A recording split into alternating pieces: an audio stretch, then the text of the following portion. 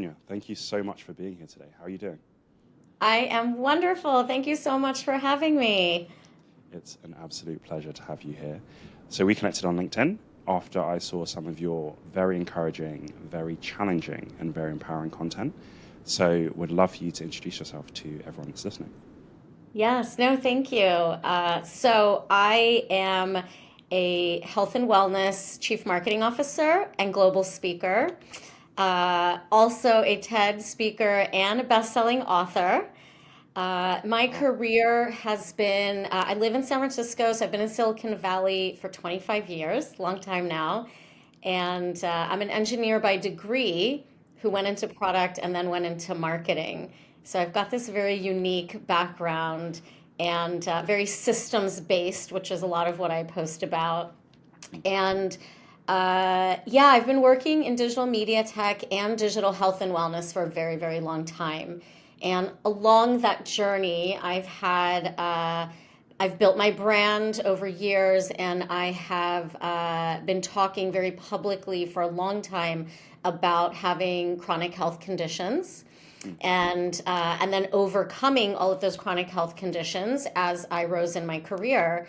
And so today, the way that I really support people and help people is to get them rooted in getting healthy, right? Mentally fit and healthy so Mm. that we can thrive in all aspects of life. And I do that through my speaker series. I come to corporations and I speak about this and at conferences.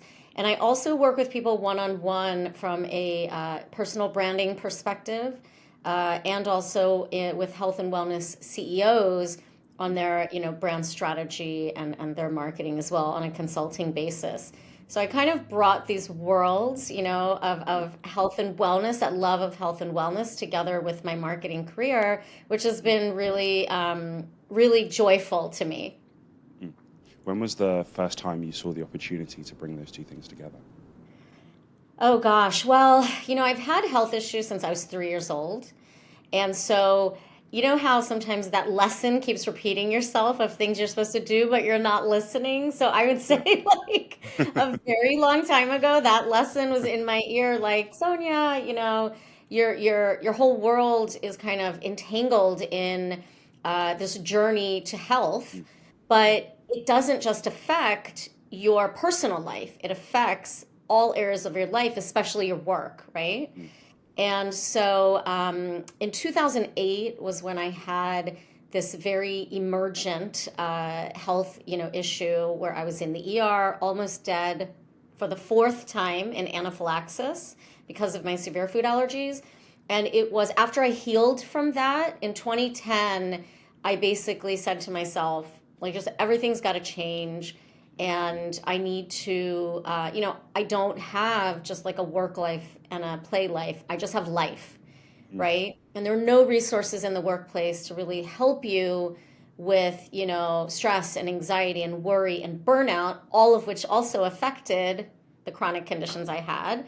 So that's kind of when I would say in 2010 is when I, started this journey to bring all of that, together. And I also kind of took my health journey on social media, and I started to share with everybody just what I was doing and how I was thinking about it, how I was going about it in a systematic approach, which is like what I did at work. And over time, that brand and that message of what I was doing really resonated with people and started to grow. Was So it it's been scary quite the a first time you journey. started to take it and share it with people, your journey? Yeah, so I would say like back, it's probably been 13 years now that I've really been doing that publicly. Mm. Yeah, I can say that I actually improved my health publicly, Yeah.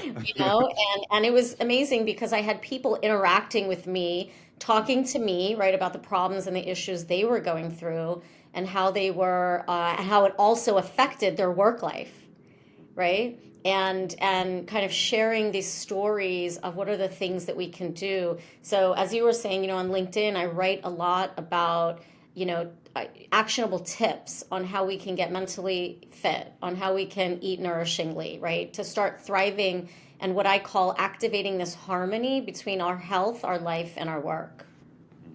That's really good. That's really, really good. You mentioned that it had some impacts on your work life. What were the kinds of ways that it was impacting you? Yeah,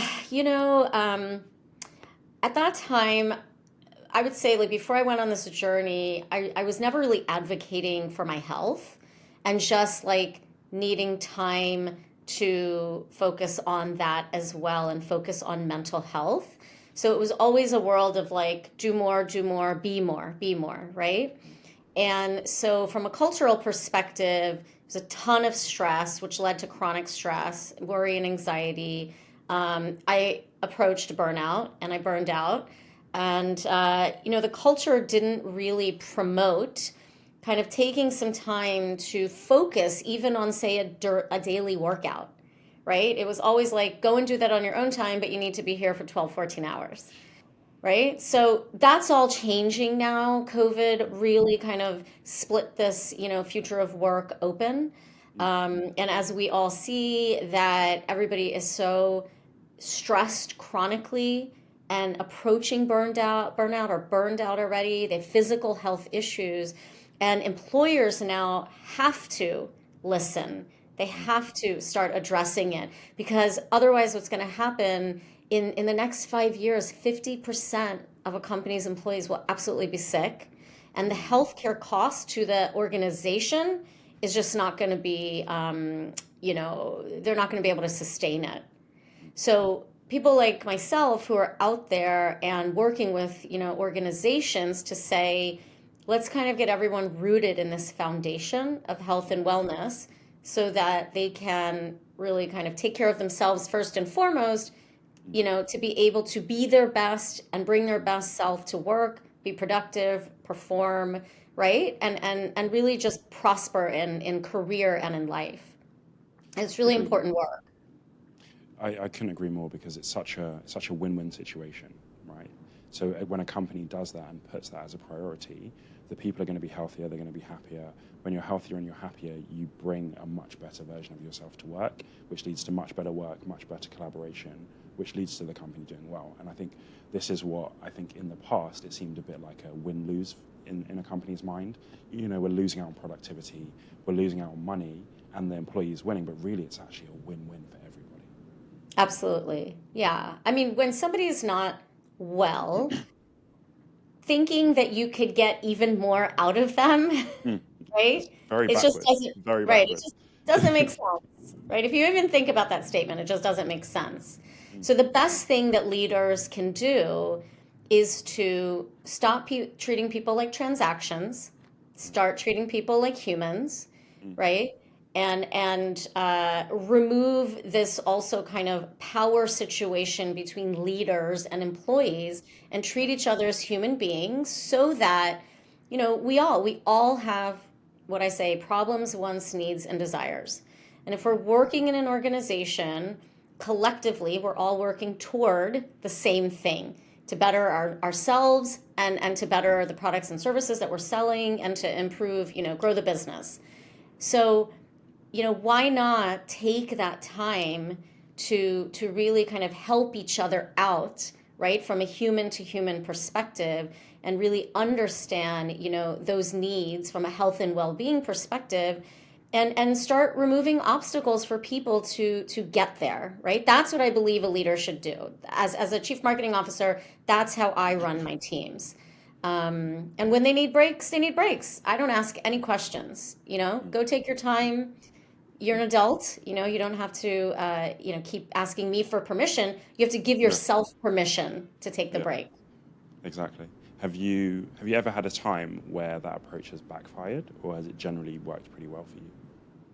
Oh yeah, I mean, it's very interesting. My style, and I have to say, I'm also certified as an integrative health coach. Okay. So this world of like treating each other as human beings, many people on my teams have been in a state of unhealthiness, whether it was physically or mentally.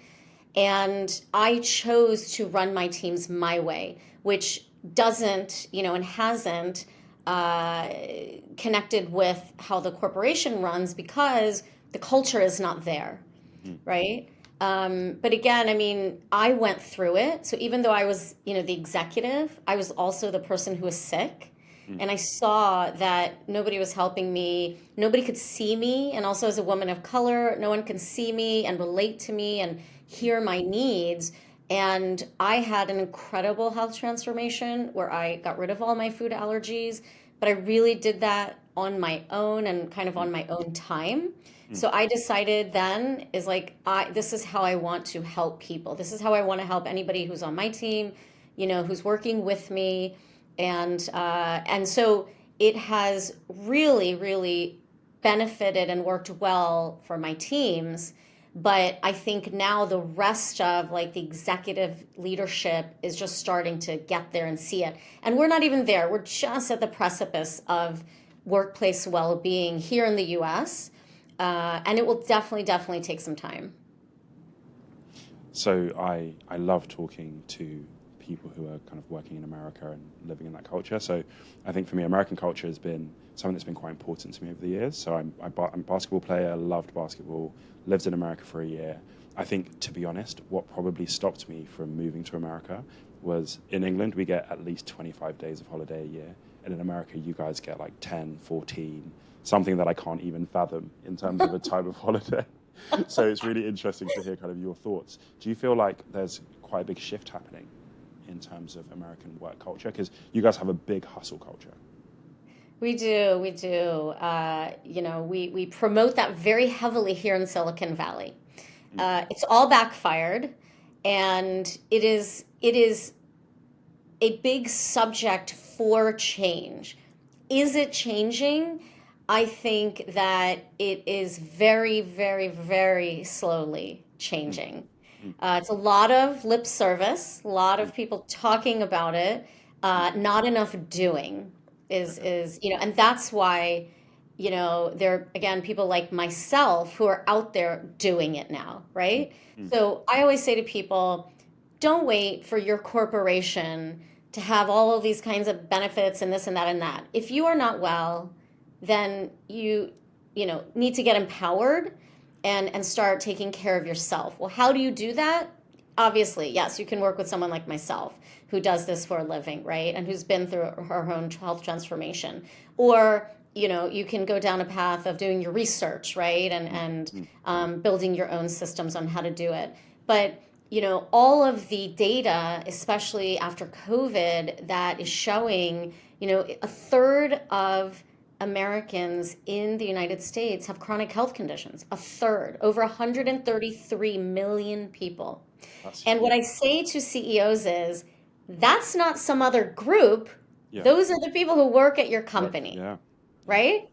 So this is why I say that the data's there and it's still growing, and we're just at the precipice of like really understanding the effects.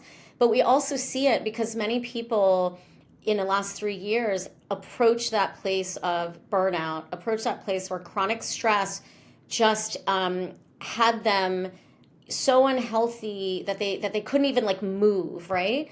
And so they quit. They left their jobs and they said, I have got to go figure this out, and I've just got to take a break, right? So we had everything from the Great Resignation, to quiet quitting, and on and on and on. And because the workplace is slow to this, many people are now becoming entrepreneurs, which I think is super exciting. Solopreneurs, entrepreneurs, yeah. I think that's been a really cool shift to see, especially on LinkedIn. So I've been paying more attention to LinkedIn and just seeing how many people are really making that shift, figuring things out for themselves, doing their own creation. I think that's been a really, really cool shift. I think what I would say about America is that, like, for me, I've always loved the competitive nature of America. And I feel like it's kind of, how do you get that in balance? Because America has done a lot of great things. And like, even if you just look at sports, America dominates so much because of that competitive hard work. But it's how do you balance that with then rest and actually wholeness and really understanding mental health. So it's been a really interesting journey to see. Yeah, we don't have what I call formal health and well-being literacy in the United States. So once upon a time when we're young, we have health class and like, that's it, the end. Okay. So, after that, if, nine times out of 10, you're going to deal with some kind of health issue, right, in your life.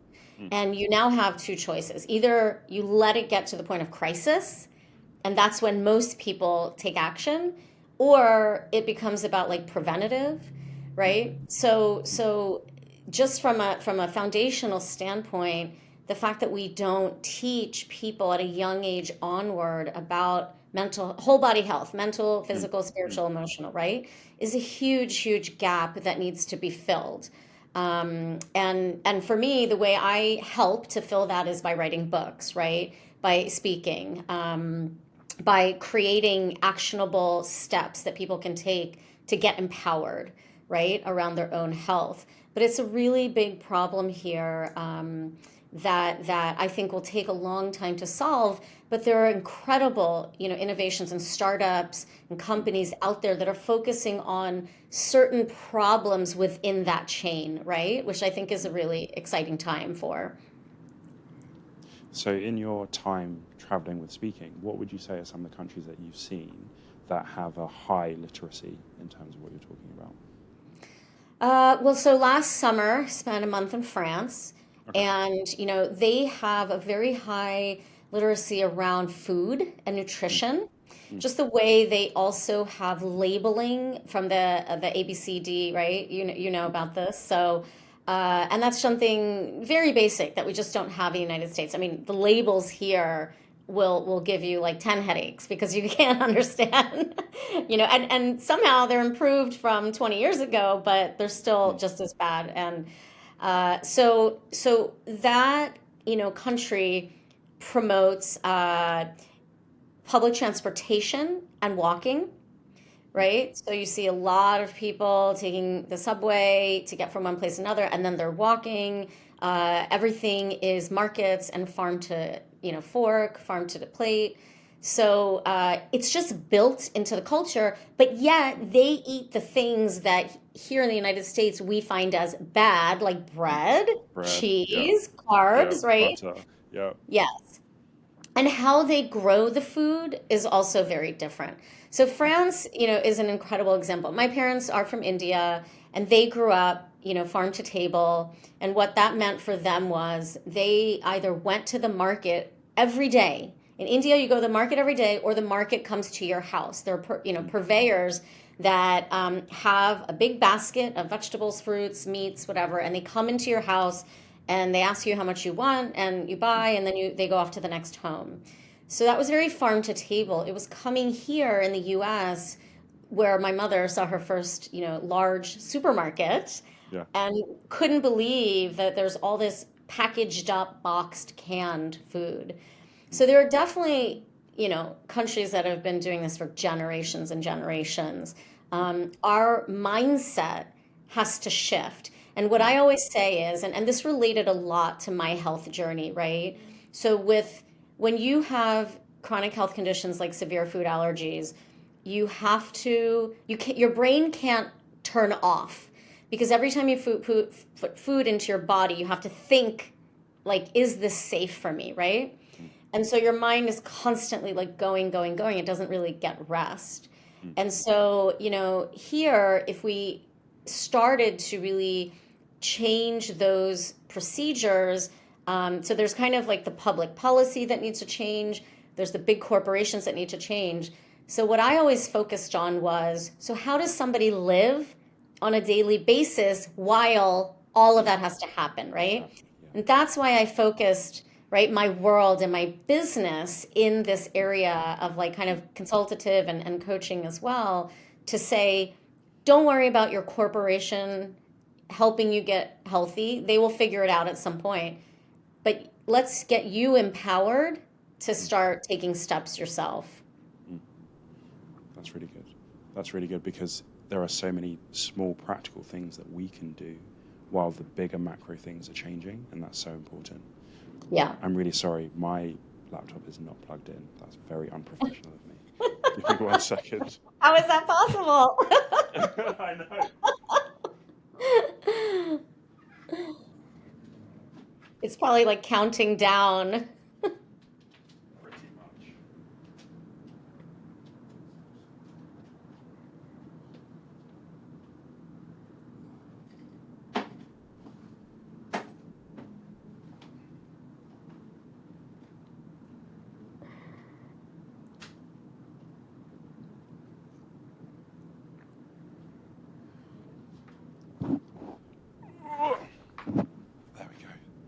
Sorry. How do you feel so far? All good?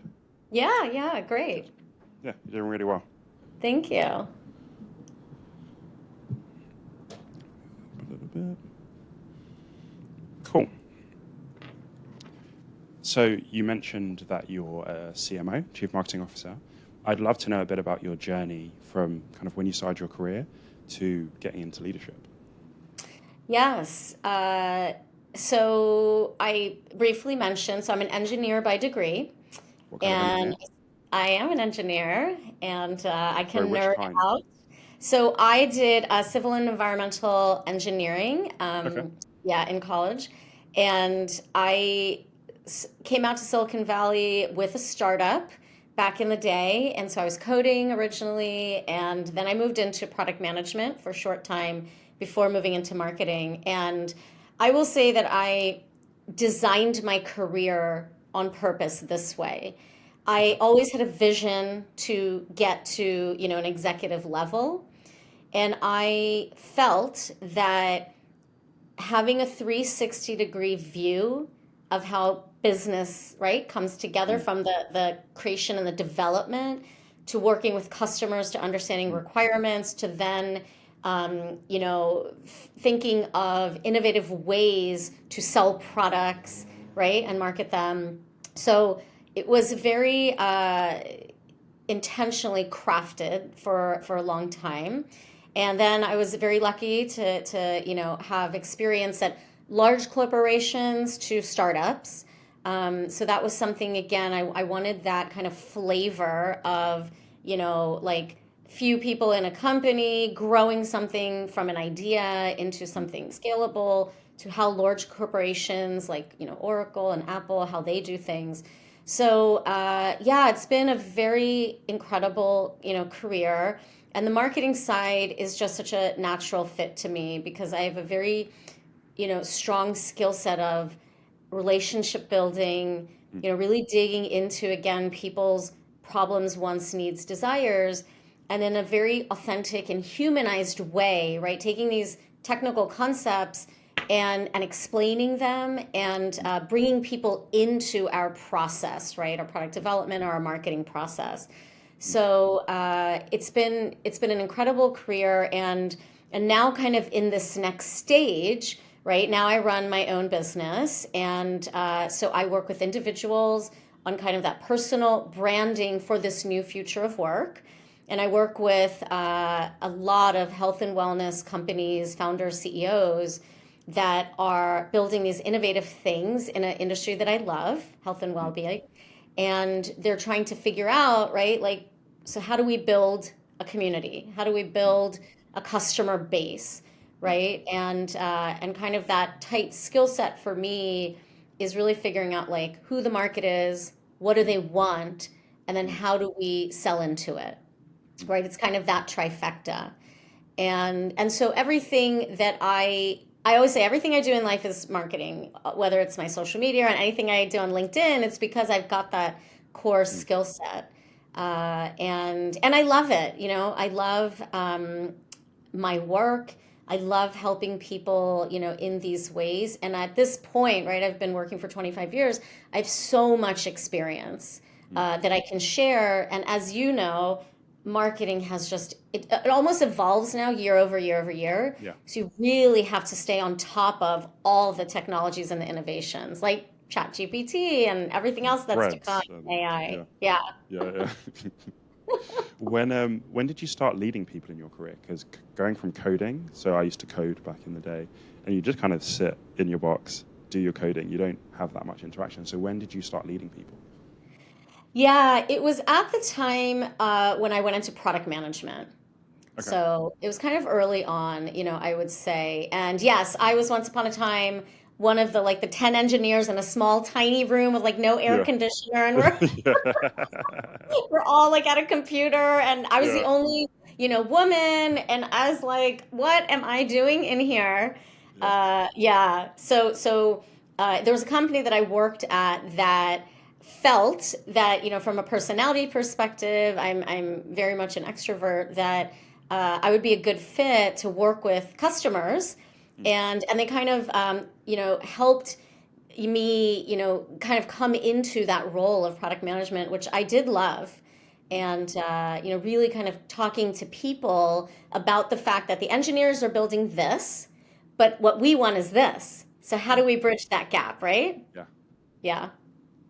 Yeah. Okay. So, and again, those lessons and those learnings from engineering to marketing, it kept coming up over and over and over in health and wellness. And what I mean by that is in 2008, I was saying I had this like fourth anaphylaxis.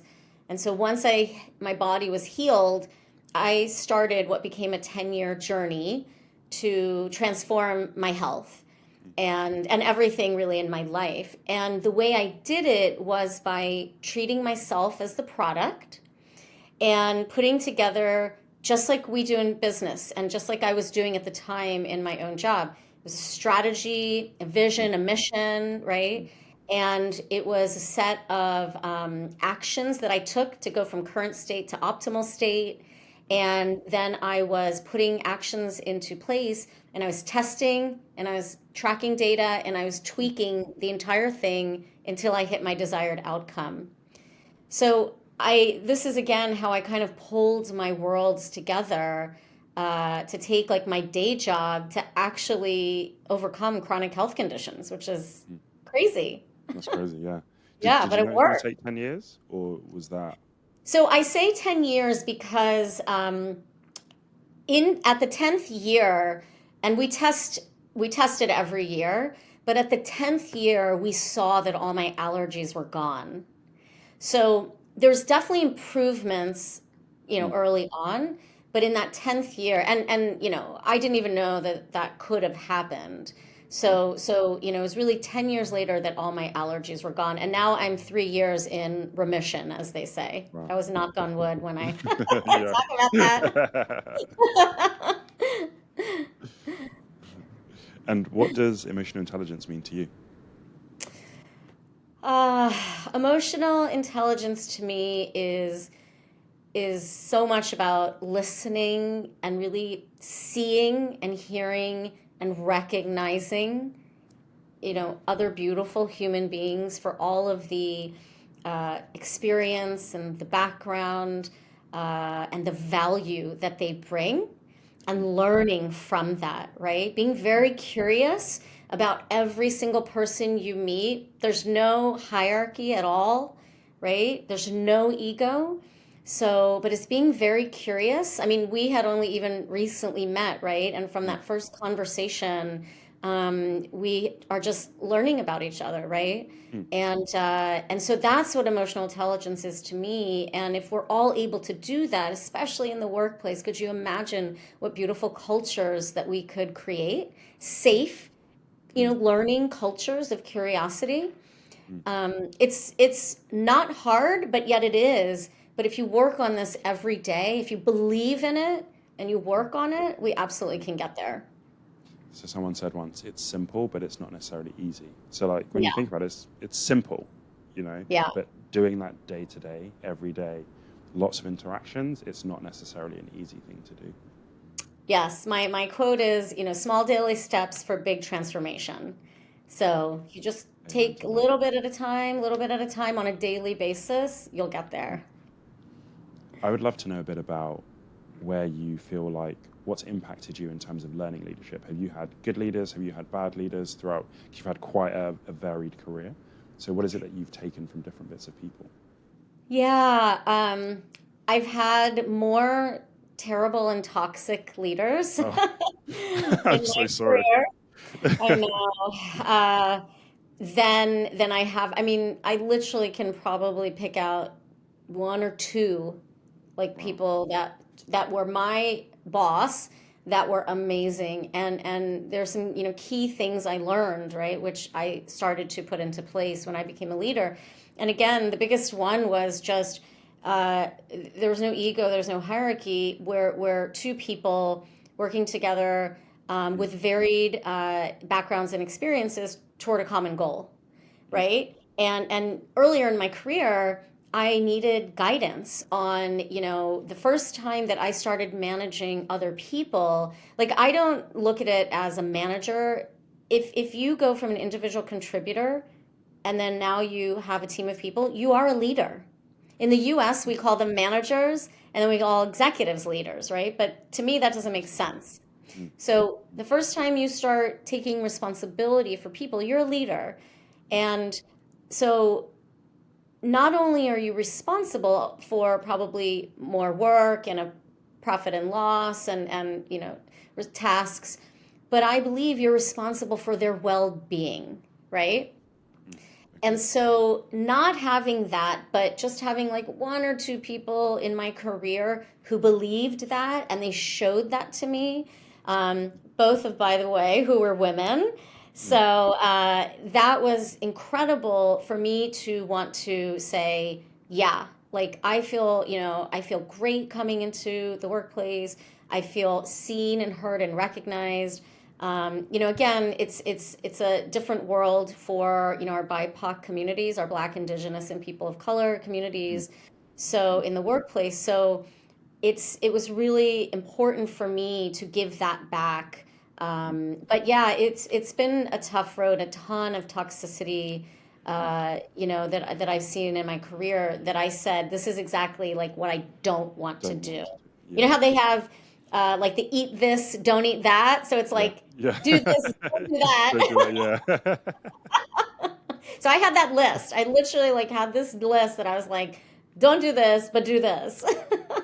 So what was your like top 3 for the don't do's list? Don't like have power over other people. Okay. Right. I think that don't bring ego into anything, whether it's your life or the workplace or anything like that. Yeah. And gosh, a third one, don't treat people as transactions. They're not, in any business, even this notion of like you have an employee number that makes you a transaction. This is really about human to human connection. I really like that. I've been thinking as you've been talking about, ego and hierarchy, and just wondering how that fits with, what we see of nature, right? And even what we see as how humans organize ourselves. And we are looking for leaders and hierarchy and different things like that. And I think for me, it's really about understanding how to not abuse that, how to use, the fact that we like hierarchy. We're hierarchical creatures in a weird way, right? There's the alpha male, there's this, there's that, or the alpha, not necessarily alpha male, but it's that thing of how does it work when you are that alpha person and people are looking up to you, and how do you make that a bit more equal, and how do you actually bring something that brings safety? Because I think I was watching like a documentary and it's saying about how in animal kingdoms they are willing to defer to that alpha, but they also expect and they need protection, right? They need that person to provide certain things for them. So it's like this transaction in a weird way of that's what it looks like. And that's what I've been just wondering about as you've been talking about it, about ego and hierarchy, because I agree with you. Human to human, we should have no issues like that. But at the same time, on a grander scale, that's kind of the patterns that we fall into. So I'd just be curious about your thoughts about that. Yeah, it's really great observation. There's so many big questions on my mind, things that I want to solve for. And one of the biggest ones is, how do we create a world in which everyone thrives? Yes. Everything that I do in my life, anything you see online is toward that. And I've thought about this for so long. There's no, wrong answer. There's no one answer. And one of those answers that I've come to is that I believe if we are able to guide people on their health journey from surviving to thriving, we will make a dent in that. And the reason I say this, and I'll kind of take you back to like my personal health story, right? So I was diagnosed when I was 3, right, with chronic conditions. And so when you're that young, obviously, your doctors run the show. My parents were immigrants. They didn't even know people could be allergic to food. So they were like, okay, you just tell us what to do, we didn't have any power, if you will, Mm, right? mm, And so for decades, it was just not even getting into a conversation or answering this, like, why is this happening? It was just like, stop asking questions, just do this and you'll be fine. Just do this and you'll be fine. But I wasn't fine, mm, right? I kept throughout my life, I had incident after incident in the hospital, in the emergency room, until in 2008, I had to like break the chains in a sense and just say, like, this is done. I'm mm, done with mm, this. And, if I don't become empowered at this point in my life, I never will be. And I'll mm. be, it's that level, it's that definition of insanity, right? You just keep Yeah. doing that same thing Same over thing. and Yeah. over and over. Yeah. So I think when I say like guiding people, because guiding people on a journey is about hearing them and listening to them, right? You innately know what's good for you. You just don't give yourself the permission, or Mm, you don't give yourself the trust or the mm, love mm, to advocate, like, well, wait a minute. I know what's healthy and what's not healthy, or what I should eat mm, or what I shouldn't eat, or how I should treat someone in the workplace or how I shouldn't, But mm, we don't give each other that permission. And so that's why, in everything I do, right, it's about guiding people to help them become empowered and show that authentic self now to the mm, world. mm. And that, automatically starts to improve your health and activate what I call this harmony between your health and your life and your work. It's hard work, Mm, right? mm, Because we are taught, our beliefs, habits, and patterns have been stuck, right, by what we're taught. mm. So breaking those it's scary, it's not easy, but when you do, really, that's when the big transformation, happens. Yeah. Yeah. I love that. I love that. It's so true. It's so, so true. I was wondering, do you think it is possible? And I think actually, do you think it is possible for everybody to thrive? Do you think that's possible? Yeah, I do. Because, I agree. yeah, no, I love it. I love it. I think if you ask people what that Mm, means to them, right, you get yeah. so many different definitions, Yeah. right? And there's no wrong answer again. So, yeah, I absolutely believe that we can create that world, and it will take. This is a really, really critical time in the world, right? What the last 3 years with Mm, COVID has done, and every single market is at an inflection point. And it really, really is up to every individual to figure out how do they mm, want to design their future, right? mm, And when I work with people, it's personal branding, but that's the question I ask. What mm, does your future look like? mm, Right? From a mm, health, from a life, from a career perspective, mm, right? Let's go build that. mm. Yeah. Yeah. I like that. What does your future look like for you? What is it that you would like, say, 5 years from now for the future? It took me so many years to say that I am thriving, and knock on wood, I am here. Mm, Like, I am like truly living, this is the best version of Sonia Hunt there ever has been, mm, the most authentic, mm, loving, like all of that, right? mm, Thriving. And, for me, the next 5 years and more is really about these very, very big questions, right, that affect mm, humanity. mm, And every single thing that I do in my life is toward helping to find mm, those solutions, right, or be a part of solving all of those. And and I feel like the right expertise, the right, education, the right training. I have all that kind of stuff, but yet I'm still a work in progress, like mm, every day, mm, right? I'm learning, I'm growing. So yeah, so for the next 5 years, I'm really focused on, solutions for these big issues that humanity is dealing with. And for me, that always is rooted in a foundation of health and well-being. yeah. I think that's so true because if your health and well-being isn't there, everything else crumbles. It Yep. falls apart. It falls apart. Yeah. So just as we close, what's the best leadership advice that anyone's ever given you? The best leadership advice. God, I've had such terrible advice. Okay, what's the worst leadership Yeah. advice you could No. give? But I mean, the true, like, not being afraid to be you and do you Mm, is just, it just resonates sometimes on a daily basis, mm, right? mm, Because it doesn't matter what the world is doing. It mm. doesn't matter that everyone's on threads and you're not, right? It doesn't matter how they're doing their Yeah, career, yeah, right? yeah. Like, you just have to really dream about what life you want to create, and you Mm, just got to keep doing you, mm, right? Like, mm, this vessel is that only one you're going to get. mm, So learn about it, love it, and figure out how it can, you can water it to keep growing, but mm, just keep doing you, and everything mm. else will fall into place. It really, really will. And again, that was another lesson that it kept like swimming in my world for a very long time. I just wasn't listening, right? I was just like, what's this person doing? What's she doing?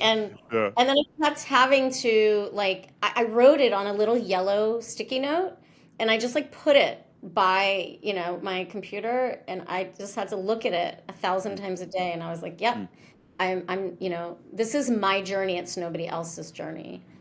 mm. I love Yeah. that. And actually, what you've just said has given me another question. So you mentioned, so were you born in America or were you born in India? Yes. Born in the U.S. Born in the US. So your parents came over, and what was that like growing up for you? Because you said about being yourself and bringing your full self. So, for example, I was born in Nigeria, came to England when I was 2, and I kind of always seen it as being at home was like being in a little Nigerian embassy. Like the minute you step home, you've entered Yeah. Nigeria. That's how we were brought up. So, what was that like for you and your parents trying to figure out how to bring both cultures together, the culture from home, the culture they're now living in, and then you expressing both sides of that and figuring out, like, who am I? There's such a duality always in my life, and they had complete different, my cultures had complete different thoughts on, like, everything from food and nutrition to Mm, health, mm, right, to family, to work culture, and to medicine. mm, So it was like, entering two different, like, zones, right? Like, you enter one dimension when you're at home, and you're in another dimension when you leave and you go to school. mm, Uh, and having been sick at such a young age all my life, it added so much complexity, mm, right? Because also there was just nobody that looked like me that was sick like me. mm, So it, for decades, I realized this only in after 2008, was how much detriment to my mental, emotional, and spiritual health there was because of my physical health issues. mm, And I was in a culture that, like, didn't promote therapy, didn't talk about this kind of stuff openly, and so forth.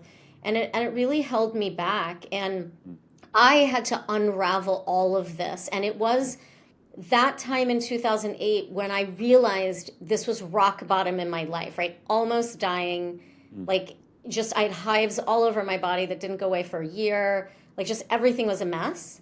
mm, So from rock bottom, I had to grow, and I had to start designing this way where I'm taking the most beautiful parts of East meets West and blending love them that. together, right? To Yeah, love create that. the world that I want, not the Yeah. one that any of these people are telling me about.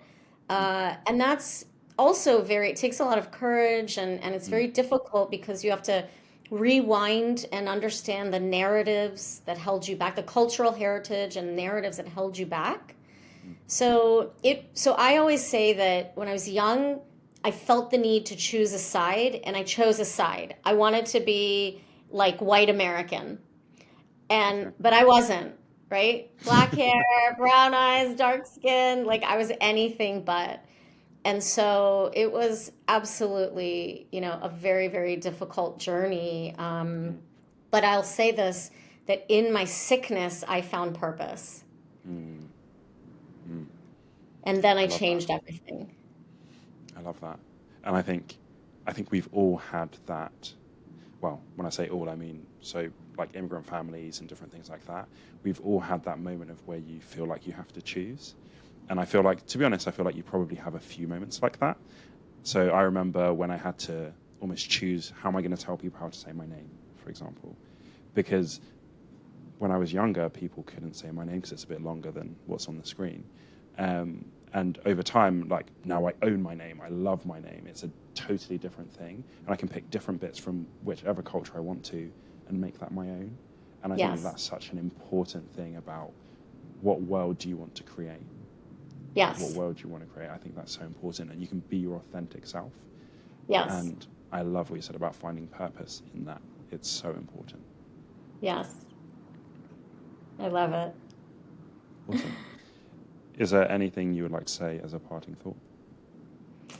No, just, I think this is such a beautiful conversation, so thank you. And, for anybody who's out there struggling, just connect to me. I'd love to help, love to talk to you.